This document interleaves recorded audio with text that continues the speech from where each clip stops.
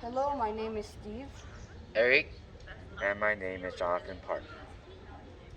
We are from the ICI, which is a group of young teenagers who talk about Korea's culture and history to foreign people. Today we are at the Changdeokgung Palace. Let's get started.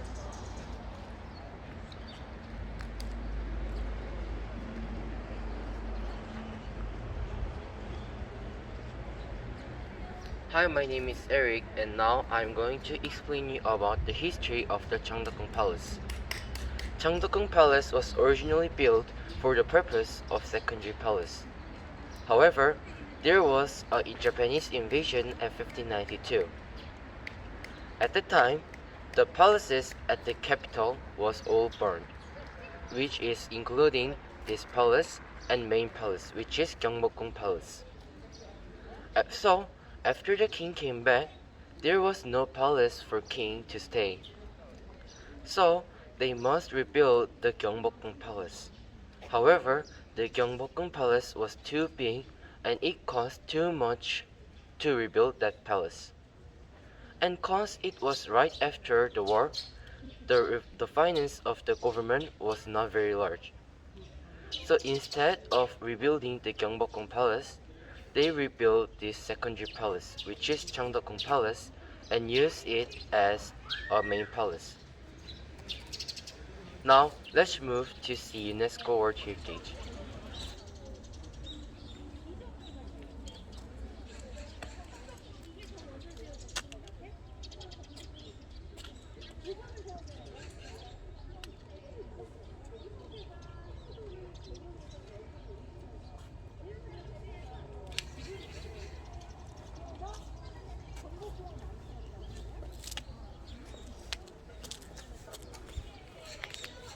As I mentioned, Changdeokgung Palace was designated as UNESCO World Heritage.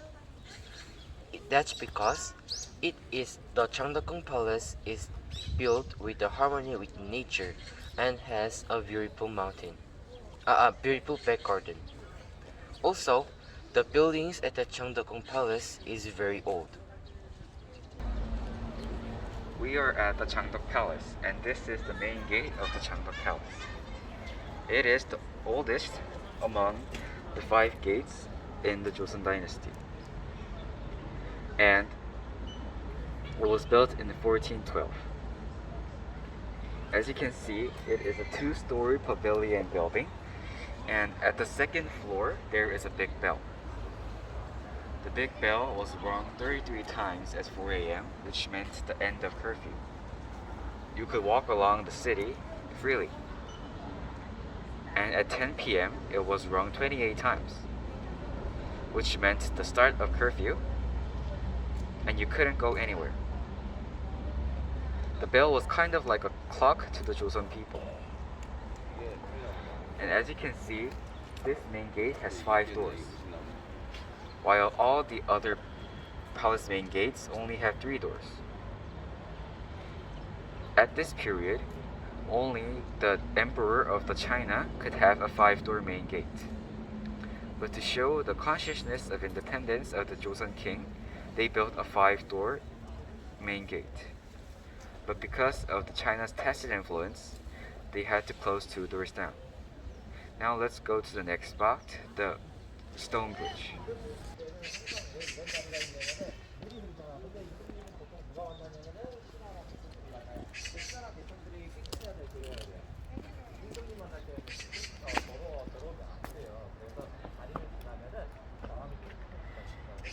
We are at the Forbidden Bridge of the Changdeok Palace. And as I told you, the main gate was also the oldest among the 5 gates. And this bridge is also the oldest Forbidden Bridge. And every palace has its own Forbidden Bridge because when you enter the core of the palace, you have to purify your minds. You can also see this kind of behavior at a Buddhist temple.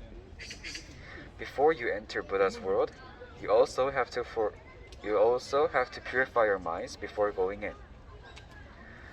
And since this is a palace where the king stays, you have to purify your mind.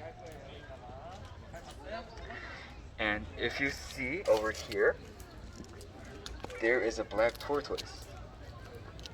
And it protects the palace from the bad spirits that come from the water.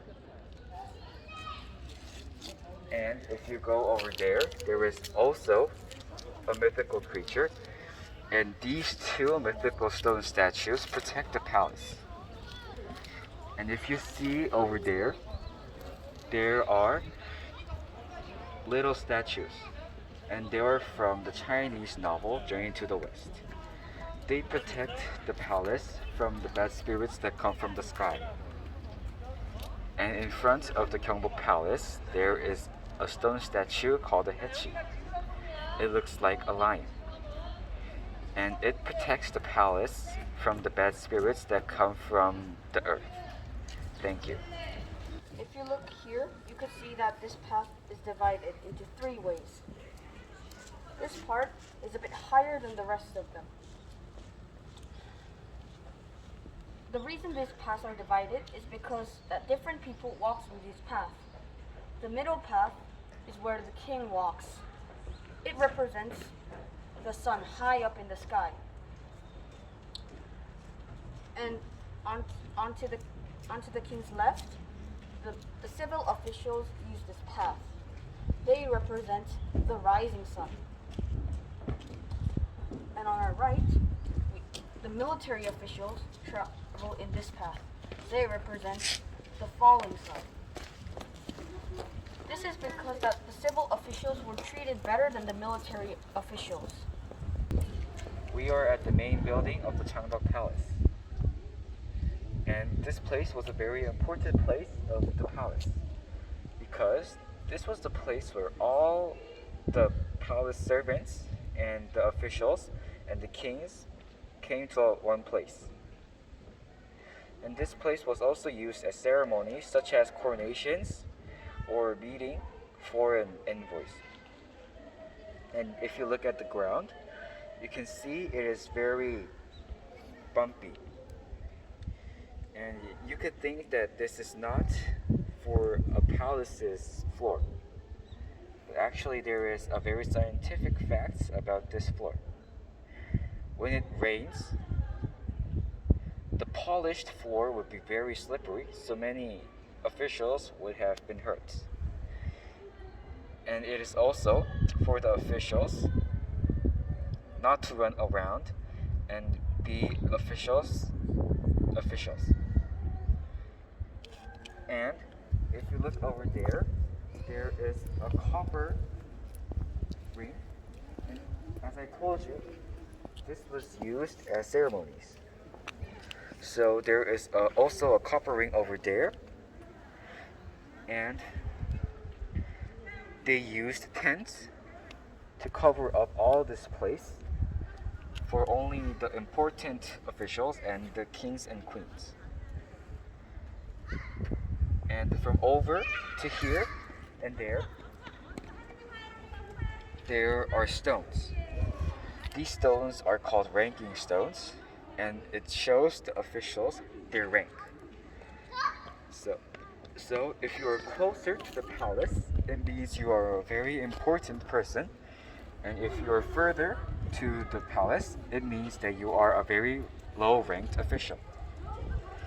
Now let's go to the next spot inside the palace. Inside this big building, there is a evil Obongbyung behind the king's throne. Evil Obongbyung represents the king and the Joseon.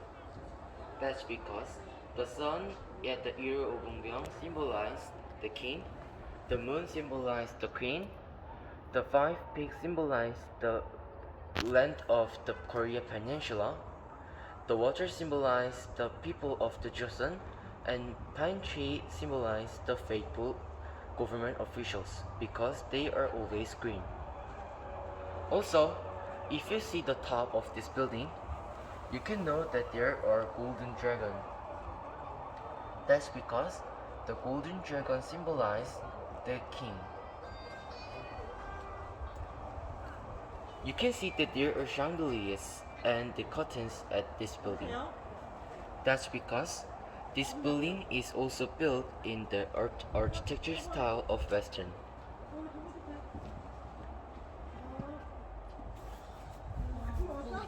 This building was used as King's office, but later it was also used as King's shelter. The palace is divided into two sectors. It is divided into inner palace and outer palace. Inner palace was used as king and his family's shelter, and outer palace was used as official ceremonies and events. If you see, the entrance of this building is different with other buildings inside the palace.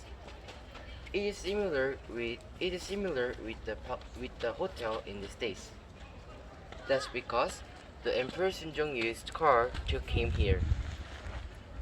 Emperor Sunjong stayed at this palace, and his father Emperor Gojong lived at Dokseong Palace. And he used car to go to Dokseong Palace to meet his father. After he came back, his car went through this road, and Emperor Sunjong can go right away inside this building.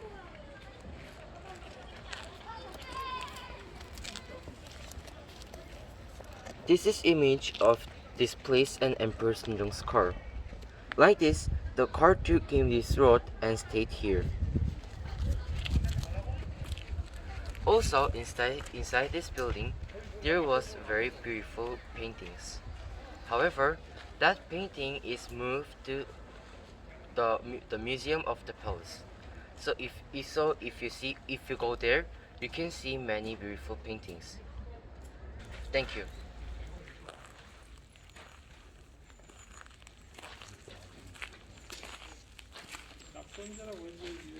This building is called the Nakseonje. It was built in 1847, and this building was originally built in the Changdeokgung Palace, which is another palace very close from here. This building is famous for many sad royal stories, which I will talk about in just a minute. There was a big fire in 1917, and most of the buildings burned down. And the Emperor Sunjong used this place as a bedchamber. Before I talk about the sad royal stories, I would like to point out something very interesting. If you look around the building, you can see it has no colors. It's just black, white, and brown. In other buildings, we use colors called tancheon, which are colors that represent the elements of the universe. Tancheons are used in palaces and temples. Colors were very expensive back in the Joseon dynasty, so only very wealthy people could use colors. Now I would like to talk about Princess Toke, Gojong's beloved daughter. In Korea, there's a superstition that if a baby is born on his or her father's 60th birthday, they will become just like his father. And if you look in this picture, you could see that Princess Toke and Emperor Gojong look alike.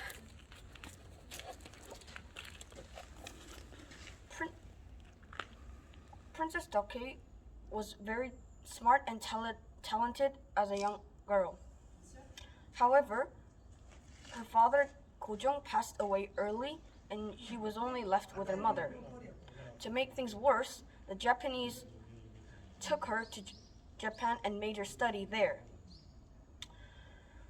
When she was 17, her mother also passed away, so she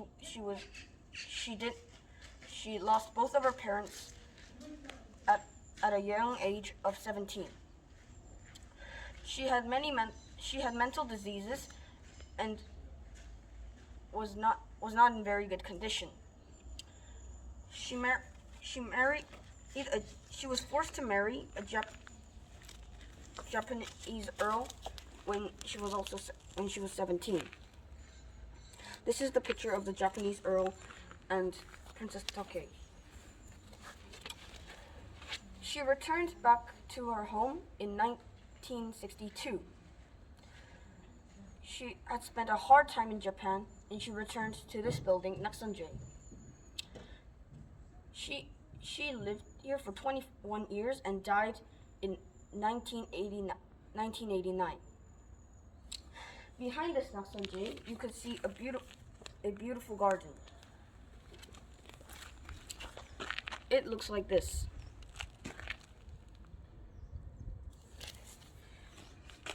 If you look here, you could see a rather interesting architecture.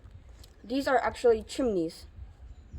But why did they put chimneys on the ground? To know about this, you need to know about the Korean heating system. This is the traditional Korean heating system, ondo, and when they make a fire in the kitchen, the heat goes under floor and it heats the whole room. They put the chimneys there because it looks beautiful and it reduces the danger of fire. Thank you.